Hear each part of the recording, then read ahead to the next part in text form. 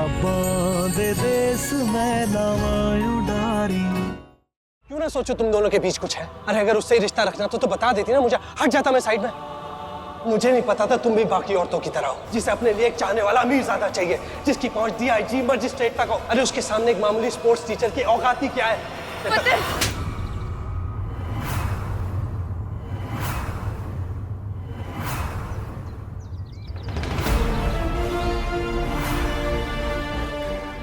बस बहुत हो गया। तुमने रोका तोड़ा, मैंने कुछ नहीं कहा। तुमने मेरी बहन को घर से बाहर निकाला, मैं चुप रही।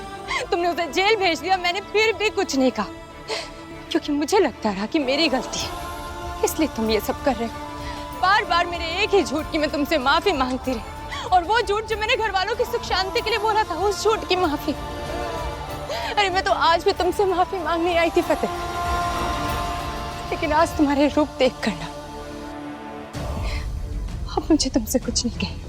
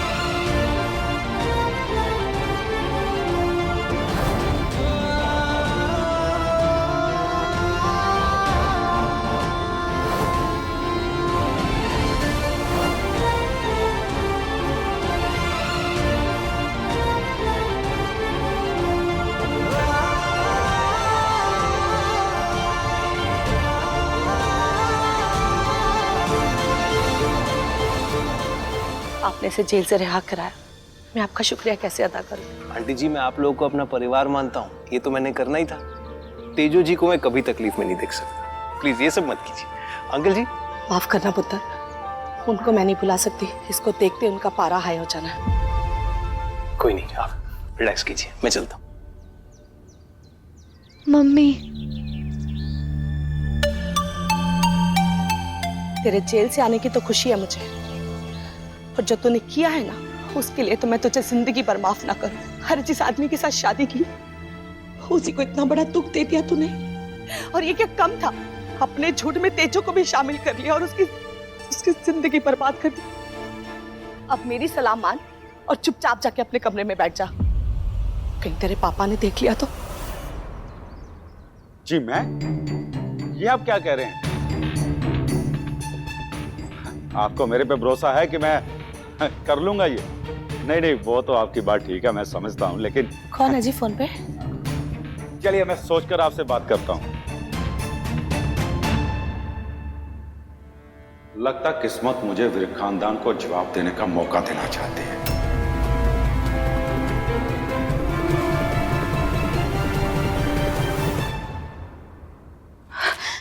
अमरे को फोन करती हूँ।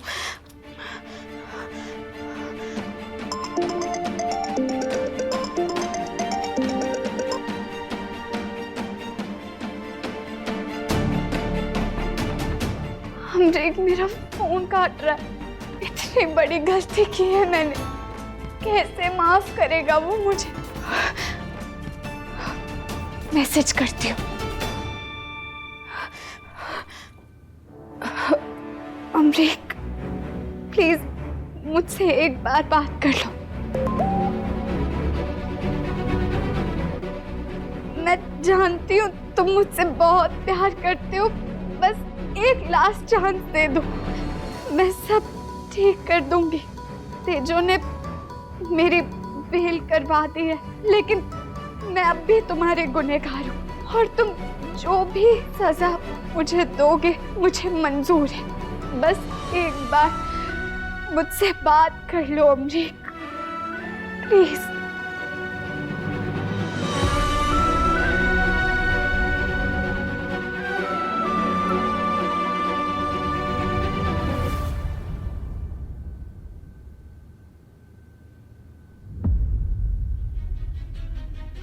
अमरीक मेरा मैसेज देखकर भी अनदेखा कर रहा है। अब तो मैं घर आकर ही तुमसे बात करूंगी अमरीक।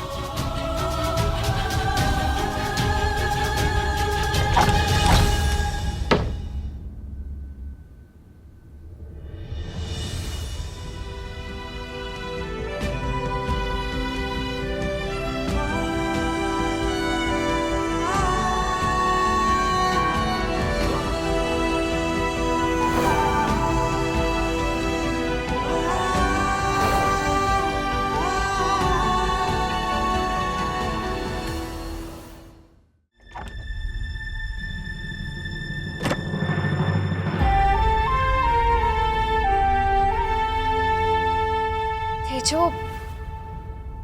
मैं तुझसे कुछ कहना चाहती हूँ, और तुझे पता ही है मैंने तुझसे ही सीखा है। तू ही हमेशा कहती है ना कि अगर गलती हमारी हो तो माफी मांगने में कैसी शर्म। तो इसलिए मैं अमरीक से माफी मांगने जा रही हूँ, और मैं तब तक माफी मांगती रहूंगी जब तक वो मुझे माफ ना कर दे। जो मैं अमरीक को नहीं खोना चाहती हूँ। तो मुझे ऑल द बेस्ट नहीं बोलेगी? तू वहां नहीं जाएगी जैस्मिन, नहीं चाहिए हमें उनसे माफी, ना अमरीक से ना फतेह से।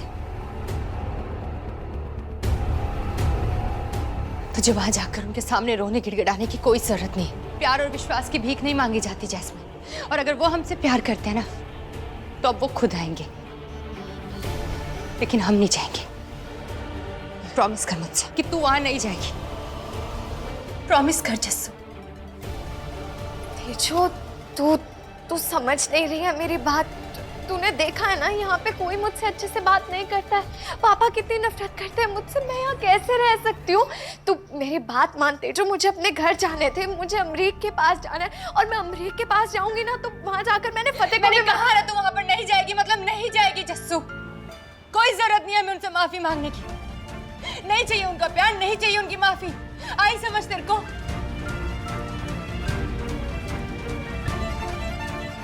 देखा देखा कितनी तकलीफ में मेरी बच्ची, और ये सिर्फ और सिर्फ उस फतेह की वजह से। मुझे शादी के लिए हाँ ही नहीं करनी चाहिए थी। चलो वीर जी, चलो विराज, अब मुझे कोई नहीं रोक सकता। मैंने सोच लिया कि अब मैंने क्या करना है।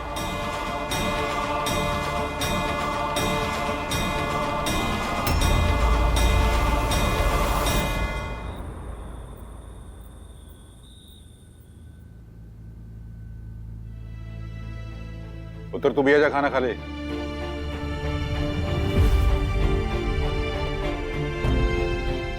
ऐसे क्या हुआ? रहने दीजिए जी, दुखी है वो कहते हैं ना, कोई भरोसे के लिए रोता है और कोई भरोसा करके रोता है।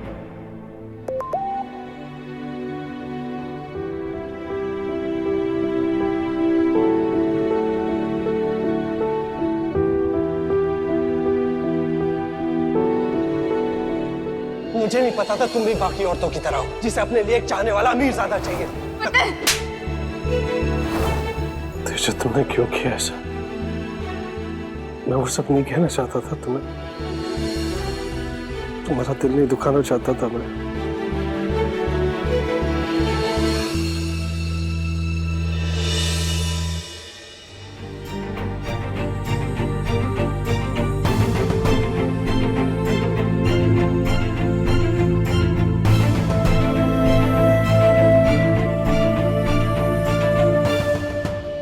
अगर उससे ही रिश्ता रखना तो बता देती ना, मुझे हट जाता मैं साइड में।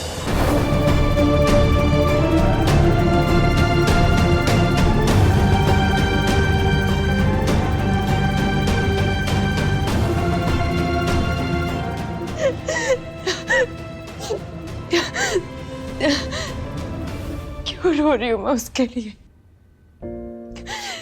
उस आदमी के लिए जिसे मुझ पर भरोसा ही नहीं है, जिसने मेरे कैरेक्टर पे उंगली उठाई, जबकि वो अच्छी तरह से जानता है कि मैं सिर्फ और सिर्फ उससे प्यार करती हूँ। विक साहब, सत श्री अकाल पापा जी। वो बैठना बूढ़ना छोड़िए जी, आपके लिए खुशखबरी लेके आए हैं। बधाई हो, आपको पार्टी ने दोबारा टिकट देने का फैसला कर लिया है। विर्क साहब, अब पुरानी बातें भूल जाइए और कल पार्टी ऑफिस में आके अपना नॉमिनेशन फॉर्म फिल कीजिए। वो तो ठीक है खुराना साहब, लेकिन ये सब बचाना कैसे? इसका सारा क्रेडिट जाता है आपकी बहू तेजो को। वो कल पार्टी हेड ऑफिस आई थी कि सारे जो आपने अच्छे काम किए हैं उसकी सारी रिपोर्ट पार्टी हेड को दी है। बहुत अच्छा काम कराया, यही जीतेगा। स्कूल में काम कराया, अच्छा काम किया, रोड बनवा दिए, स्कूल कॉलेज बनवा दिए। हाँ जी, फिर से बने, ठीक काम कर रहे हैं हम। खुशबीर सिंह जिंदाबाद, वही जीतेंगे, हमारी वोट उन्हीं को है। मैं बस आप लोगों से यही कहना चाहती हूँ कि खुशबीर सिंह विर्क एक डेडिकेटेड, ईमानदार और अपनी जिम्मेदारी समझने वाले आदमी हैं, और उनकी कोशिशों की वजह से सिर्फ मोगा में ही नहीं बल्कि आसपास के पिंडों में भी काफी फायदा हुआ है। तो ऐसे में हम उनके जैसे पॉलिटिशियन को उनके बच्चों की पर्सनल लाइफ की वजह से आम जनता से दूर तो नहीं कर सकते ना। तो आप सबसे मेरी यही गुजारिश है कि आप सब खुशबीर सिंह विर्क को प्लीज सपोर्ट कीजिए।